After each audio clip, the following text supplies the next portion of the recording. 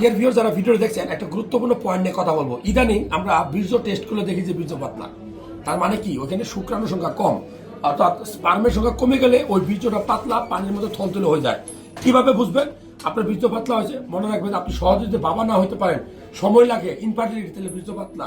যদি দেখেন যে আপনি পারতেছেন, সময় কম, দ্রুত বীর্য আউট হয়ে যায়, তাহলে বীর্য পাতলা। হ্যাঁ, এটা খুবই ইম্পর্টেন্ট। এখন বীর্য পাতলা হলে কি হয়? মূলত হয় যে আপনি অত্যধিক হস্তমোদন করছেন বা স্বপ্ন দোষ হয়েছে, এই কারণে কিন্তু বীর্যটা পাতলা হয়। অথবা রোগ থেকেও হতে পারে, ডায়াবেটিস থেকেও হতে পারে, হরমোন কমে গেলে, অর্থাৎ আপনার যদি টেস্টোস্টেরন লেভেলটা কমে যায়, তাহলে কি বীর্যটা পাতলা হয়ে যেতে পারে। পারাবেন কেমনে?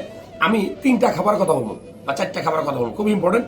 যেমন ডেইলি একটা আপেল বা অর্ধেক আপেল খাওয়ার চেষ্টা করবেন, ডেইলি 2 থেকে 3টা খেজুর খাওয়ার চেষ্টা করবেন, ডেইলি 2 পিস বা 3 পিস পেয়ারা খাওয়ার চেষ্টা করবেন, ডেইলি এরকম একটা বাংলা কলা খাওয়ার চেষ্টা করবেন, এবং যদি সমর্থ হয় ডেইলি এরকম আপনি বিসি সহ আনার খাওয়ার চেষ্টা করবেন। এছাড়া কি খাবেন? অবশ্যই তরমুজ, প্রাকৃতিকভাবে ভায়াগ্রা বলা হয় তরমুজকে, বিসি সহ খাবেন।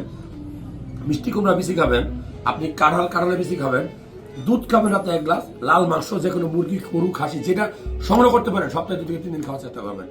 এই খাবারগুলো নিয়মিত খেলে আপনার বীর্যটা গাঢ় হতে